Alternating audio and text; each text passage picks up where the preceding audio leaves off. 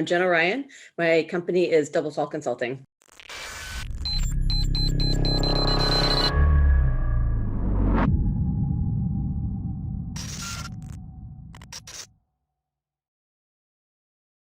Hey, it's Kellen, and today, all the way from Seattle, she told me she's going to share some of that Seattle clouds with me, just so I can feel that gloom again. But Seattle is beautiful. We love you. I have Dr. Jen O'Ryan, who from Double Tall Consulting is going to tell us about her book, Inclusive AF. I know that sounds like it should be on like Netflix or Hulu or something, huh? Dr. Jen, how are you doing today?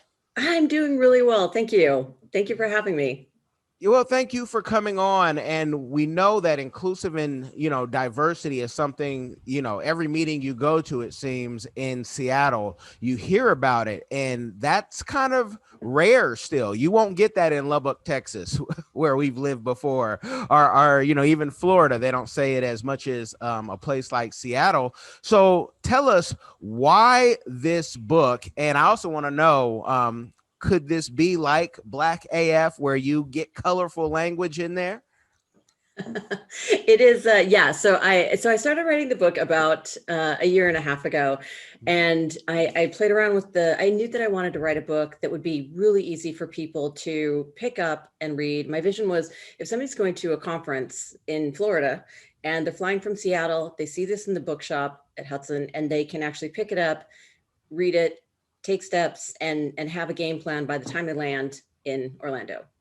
And so I played around with the title quite a bit. And finally, I just decided this is my book, my words, and this is what I'm going to call it. And it was Inclusive AF. It's a field guide for what I call accidental diversity experts. And it came to a point where we've been so polite and so subtle and so nuanced about actually getting inclusion, equity, and diversity in organizations. And I'm like, enough. I'm done being polite. This is not inclusive, please.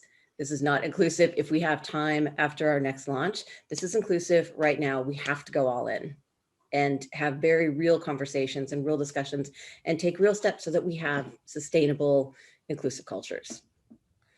Can you go deeper even into, the getting fed up? Because this is something that I've spoke about everywhere I go. I spoke about it even in Seattle, to say, is it really that hard to have, a diverse cast of people? Is it really that hard to pay women doing the same job what this man is doing? Is this like really difficult? I mean, it's not. So I know I get frustrated. So please go deeper, because you might have a little more smooth rhythmness than me. I just don't. It frustrates the heavens out of me. It is really frustrating. And it is, especially in Seattle, because we do have the sense of being very progressive, and all along the West Coast, right? We're very progressive, and we have all the right marketing campaigns. We have all the right things on websites. But the thing is that inclusion lives in the experience, the day-to-day experience of every customer, every employee, every client. And if that team, if that manager, if that group of humans collected together, if they're not actively inclusive, then it's lip service. And people get really frustrated with lip service because, like you said, it's not that hard to do it right. So what I find is that a lot of organizations have really good ideas and they just don't know how to execute, or they execute and it's really kind of, maybe they stumble a little bit. They don't really stick the landing. And so that's where people like me and other of my colleagues will step in and say, look, here's where you are in the industry. Let's be realistic about what your team is. Like, how big is your company? Are you located all over the country? And here's what you can do. Here's what you can do in the next 30 to 45 days, the next 6 months, the next 18 months. And then here's your 3-year vision. And it just kind of getting them out of their own way and getting them to actively doing the work. And it is a lot of work. And that pitch isn't something that really gets executives coming in, lining up to write checks, but it's real. I mean, we can't just, slap a pride sticker on it and say we're inclusive now, right? We got to do the work. Yeah, and in so many areas have to do the work. Now, is there anything in the book or maybe with your consulting firm that companies can get like a scorecard or a checklist and say, we've done this, this, and this? Because what we find is a lot of times okay, we need, they don't say it, but the diversity hire for whichever category. Mhm. But even the people they pick for that won't stand up for who they are, and they don't feel comfortable who they are when they're the only one in this whole department or company. So is there any scorecard or checklist that you have for them?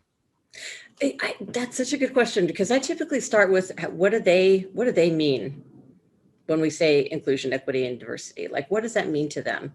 And I start to peel back the layers of, when you say you're looking for somebody who's a cultural fit, what does that mean? Right? Because cultural fit oftentimes means somebody who looks, thinks, and acts and talks exactly like me. Or even if they don't look like me, they will adapt and start to, act and behave and think as everybody else does in the company. And so really it's that you need to take a look at not only who are you hiring, but who your suppliers are. And are you going to the same recruiting company every single time and bringing in the same people every single time and using the same vendors every single time? And it's what I found to be really effective in those conversations is, think of it as a disruptive technology. Right now, I'm really going to date myself, but and it's early in the morning to be dating myself, but it's almost like Netflix completely, very nearly ran Hollywood Video and Blockbuster out of business. These two giants, right? And that's who these companies want to be. They want to be the disruptors. They want to be setting the industry standards.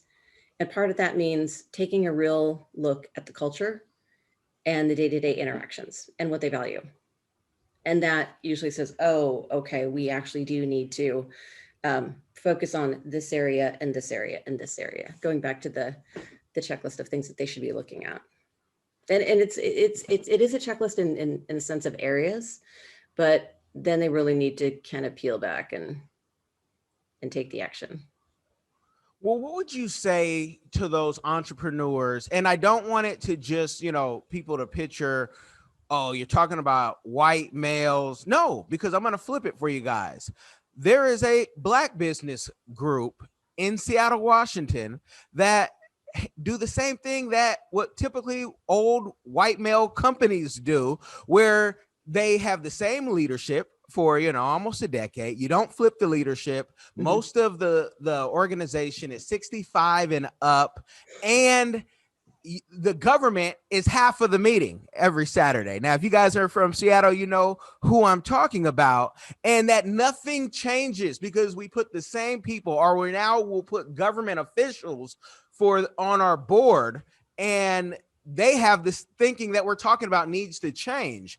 And so for the entrepreneurs who say, well, I'm hiring who works best, and if I get a whole bunch of people who think different than me, I may have chaos in my building or my organization. So what can organizations that, even if they're Black, Hispanic, they can be, LGBT, whatever, and they keep getting the same, I call them soft people, because they're very, they have no radical in them for real change. What do you say to those people to say, we hire who we like, and that's what works for us? Yeah. Yeah. And welcome to the messiness of being human, right? Because that's what we do. We talk about unconscious bias all the time, but there are so many other bias that influence our decision making, right? And so, yeah, and you've hit on a couple of different things. That question that are sparking for me is, we are, especially because of the pandemic and the economic shift, right? We're going to have so many more entrepreneurs and solopreneurs and micro businesses coming out of this, out of necessity. And so, yeah, if you're a solopreneur, you need to be thinking about inclusion and diversity, not just for your staff that you will have eventually one day, but also if you want to get funding, right? So you go to a pitch meeting, and that question is going to be, what's your strategy around inclusion and diversity? And you can't just fall blank. And so it really does come down to, and to be honest, my all-time favorite is working with startups. That just the small, they want to do everything the right thing. It's a blank slate, and you can kind of set that vision going. But it really is thinking about all aspects of inclusion and all aspects of diversity, because we've got invisible diversity.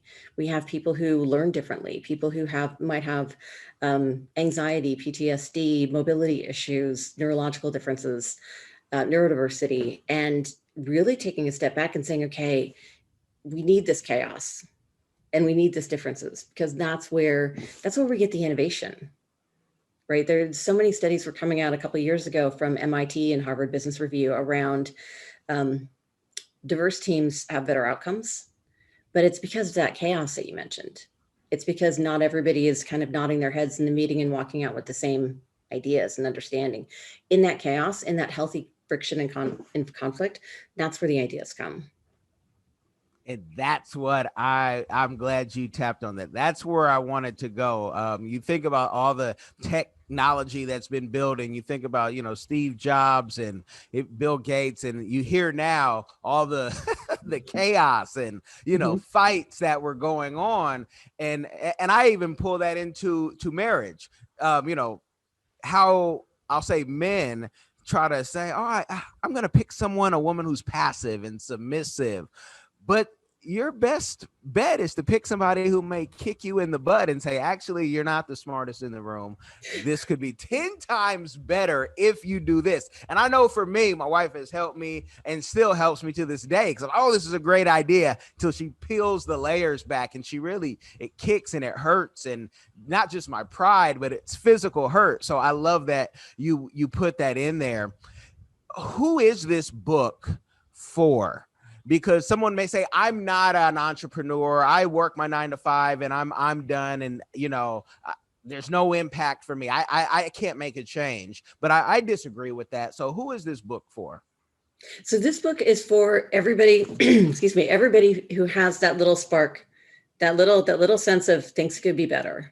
Like if it's a toxic work environment or an exclusionary work environment, or there's some dynamic, and it's not necessarily just for work, right? The beauty of this is that once you see it, you can't unsee it. And so it's like a Trojan horse. So it's designed for the workplace, but it also takes it out into the community, into volunteerism, into the standing in line at the grocery store, right?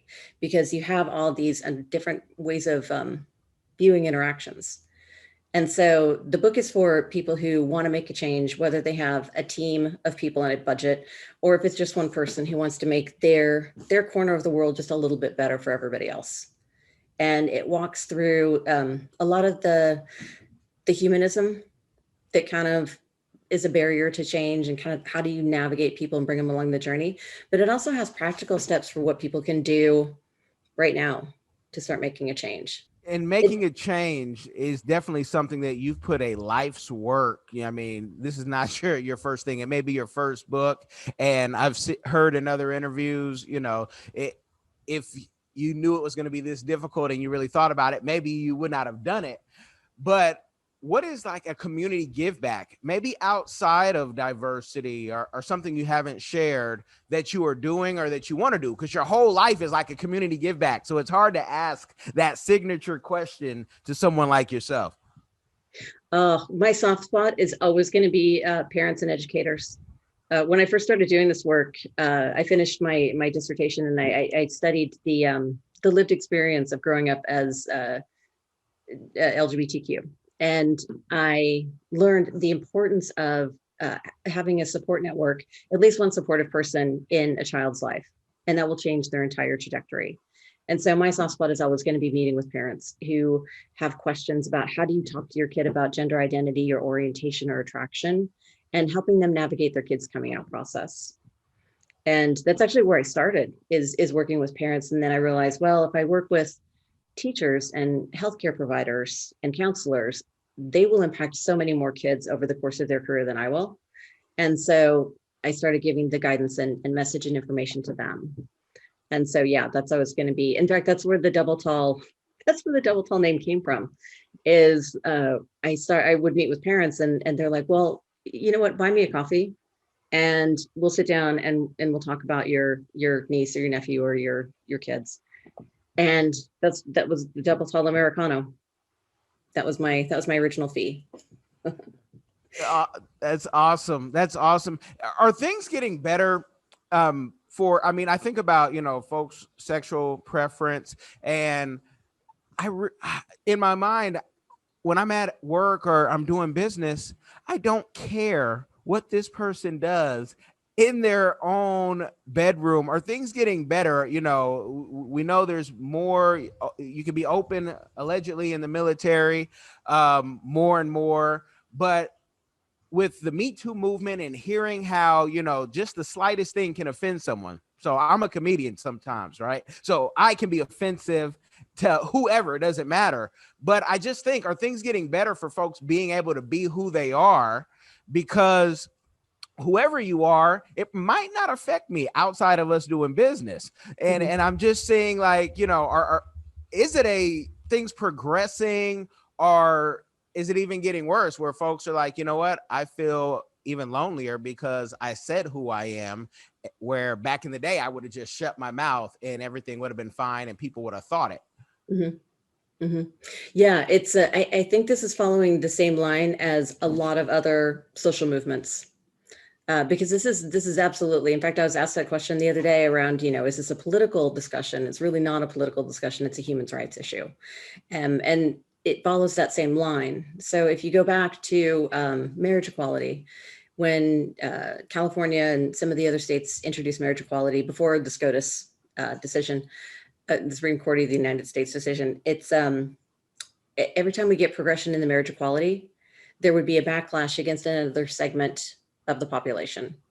So we saw a lot of anti-women legislation being introduced. We saw a lot of legislation that was anti-trans or another segment of the population, because then we get into the whole intersectionality of identities. And so as we got more equality on one front, other segments of the population were seeing the backlash.